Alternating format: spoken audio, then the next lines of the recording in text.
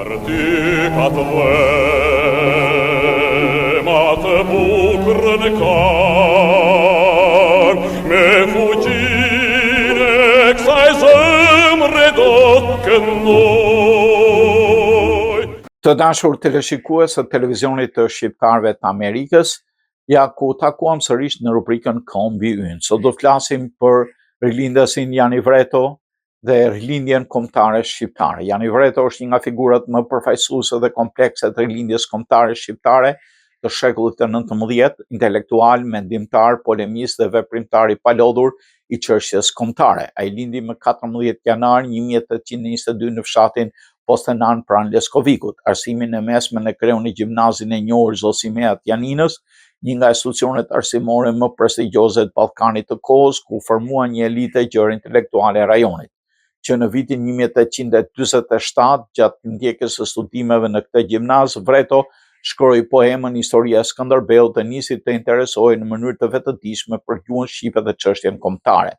Pikërisht gjatë këtyre viteve ai provoi për herë të parë shkrimin letrar si një shprehje ideore, duke shndruar figurën e Skënderbeut në simbol të vazhdimësisë historike dhe identitetit kombëtar shqiptar. Ky formim klasik filozofik dhe filologjik i fituar në Janin u bë baza e qëndrueshmërisë mbi cilën të ndërtoi më vonë veprimtaria e tij kulturore, politike dhe polemike.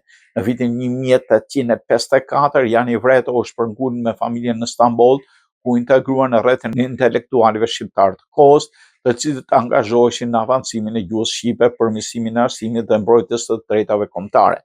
Në kryeqytetin e perandorisë osmane, Vreto luajti një rol të rëndësishëm në zhvillimin e botimeve shqipe, përfshirë përkthime dhe tekste mësimore që synonin të forconin identitetin kombëtar dhe të kultivonin ndjenjën e bashkimit mes shqiptarëve.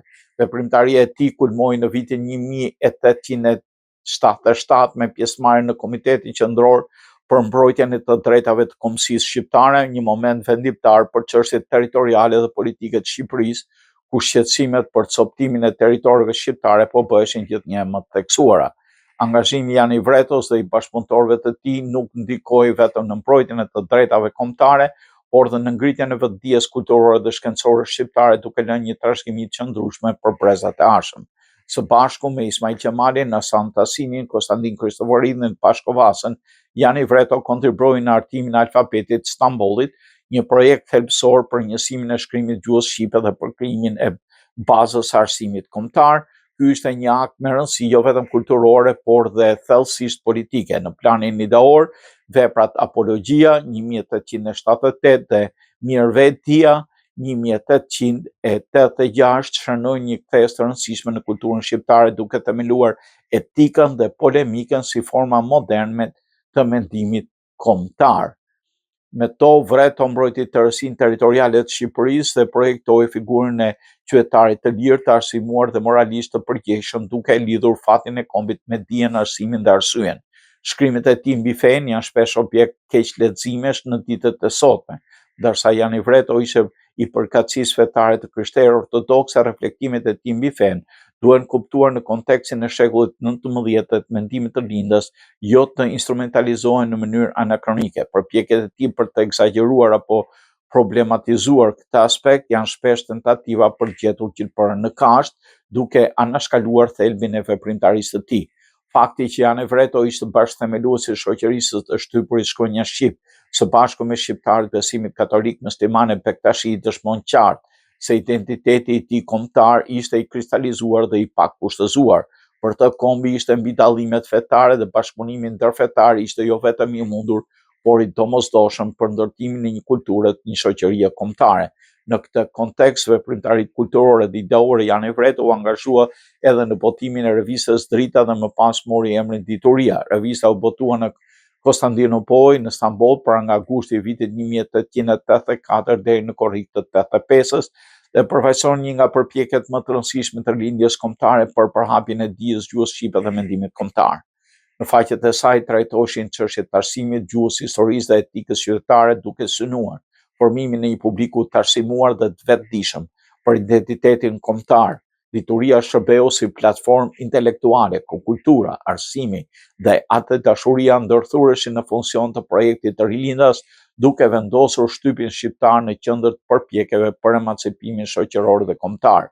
Pas mbylljes së gazetës Dituria, ai udhtoi në Egjipt dhe Rumani, ku organizoi degët të shoqërisë së të shtypur Shkronja Shqip me ndihmën e bashkëdhetarëve, ngriti një shtyp shkronjë dhe nisi botimin një numri të konsiderueshëm librash në gjuhën shqipe, të cilët u përhapën në shkollat dhe rrethet adhetare në Shqipëri, duke kontribuar drejt për së drejti në përhapjen e arsimit dhe të vetdijes kombëtare. Në këtë periudhë 1884 Jani Vreto ndërmori një nga përpjekjet e para për të shqipëruar vargje nga vepra e George Gordon Byronit, duke u ndalur veçanërisht tek poema romantike Shtektimet e Childe Haroldit, e cila kishte luajtur një rol të rëndësishëm dhe në bashkësitë e tjera shqiptare në Evropë, në Rumani dhe Gjet. Vreto shqipëroi vargje nga kanto e dytë kushtuar Shqipërisë dhe i përfshiu ato në ligjëratën e tij të mbajtur në Bukuresht, duke i drejtuar jo vetëm shqiptarëve, por dhe elitave evropiane të interesuara për proceset e zgjimit të identiteteve kombëtare në Ballkan. Përmes këtij akti kulturor, ai vendosi Shqipërinë në një horizont evropian të romantizmit politik dhe historik, duke lidhur kauzën kombëtare shqiptare me diskursin më të gjerë të lirisë dhe të identitetit kombëtar. Moj Shqipëri, moj leondare, që ke pjell leondar, përse si kthen syt edhe nga ne. Ky shqiprim dhe përdorimi i poezisë bajroniane shërbeu si urë ndërmjet traditës kulturore evropiane dhe aspiratave kombëtare shqiptare, duke theksuar jo vetëm trimërinë si cilësitë shqiptarëve, që Bajroni kishte vënë në re, por dhe duke i bërë një thirrje Evropës atërshme për të njohur virtytet e tjera të shqiptarëve.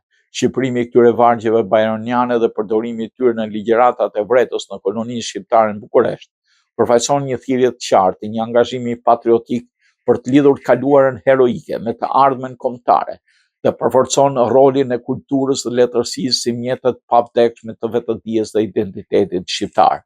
Sot, përkujtimi i Jani Vretos është më shumë se një akt nderimi historik, është një kujtesë e fuqishme së rilindja kombëtare shqiptare.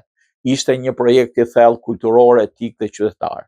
Dilemat identitare të përcaktuara nga identiteti fetar që ndonjëherë imponohen figurës së tij janë tepër stereollime, kinse intelektualit të së tashme si jo të Jani Vretos, i cili kishte zgjidhur prej kohësh përkatësinë e tij kombëtare me fjalë, me vepra dhe me vizion. Të dashur teleshikues të televizionit të shqiptarëve të Amerikës, ne këtu i dham fund rubrikës Kombi Ynë. Folën për rilindasin Jani Vreto. Partikat